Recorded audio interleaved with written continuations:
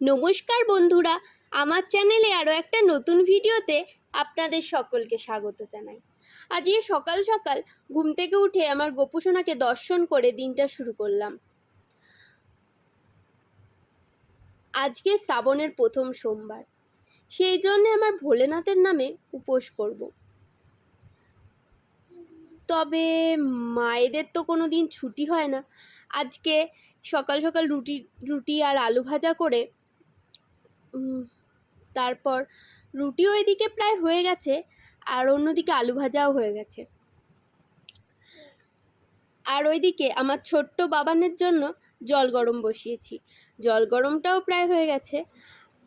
আর যে কটা বাসন ছিল ওই কটা বাসন ধুয়ে নিচ্ছি, যেহেতু মাসি আসবে না সেই জন্যে। এইদিকে সব পরিষ্কার করে নিয়েছি, ওইদিকে আমার ছোট্ট বাবানের খাবার বসিয়ে দিয়েছি। আর আমাদের বাড়িতে ইনি প্রত্যেক দিনই প্রায় আসে, মাঝে হয়তো এক দুদিন আসে না, মাঝে মাঝে আসে, মাঝে মাঝে আসে না।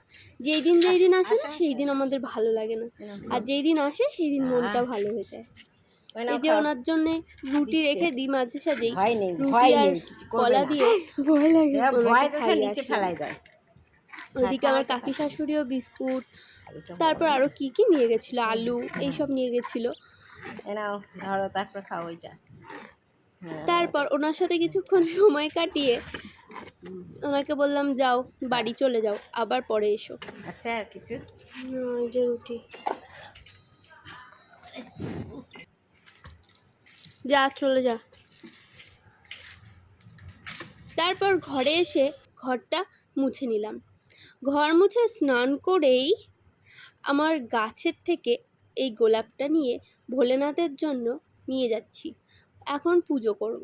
সকালে মা পুজো করে নিয়েছে, আর দুপুরের পুজোটা আমি করব।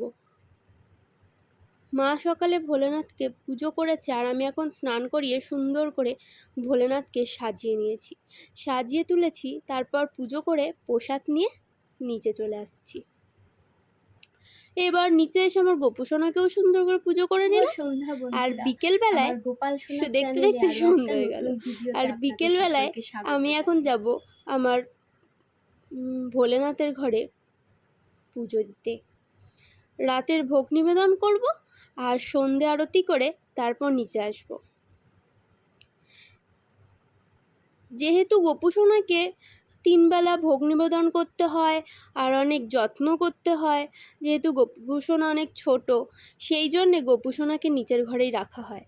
কারণ আমাদের ঘরে ছোট্ট একটা আমার ছোট্ট বাবান আছে, তাকে সামলে তারপর আমরা শাশুড়ি বৌমা দুজনে মিলে গোপুসোনার সেবা করি। আর এইদিকে ওপরের ঘরটা, মোটামুটি ওপরের ঠাকুর ঘরটা মাই সামলায়। ভগবানকে আজকে রাতে ভোগ নিবেদন করছি 5 রকমের মিষ্টি আর জল। ধূপ দীপ জ্বালিয়ে, মোমবাতি জ্বালিয়ে সুন্দর করে আরতি করে নিচ্ছি। প্রথমে ধূপ দেখাচ্ছি, তারপর শঙ্খ বাজিয়ে নিলাম,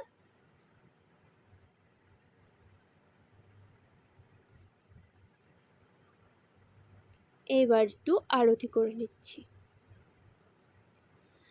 আমিও তো নিয়ম জানি না, আমার মন থেকে যেইটুকু আমি পারি সেইটুখানি দিয়েই আমি পুজো করি। হাত ধুয়ে ভগবানের ফুলগুলো নাবিয়ে নিচ্ছি। তারপর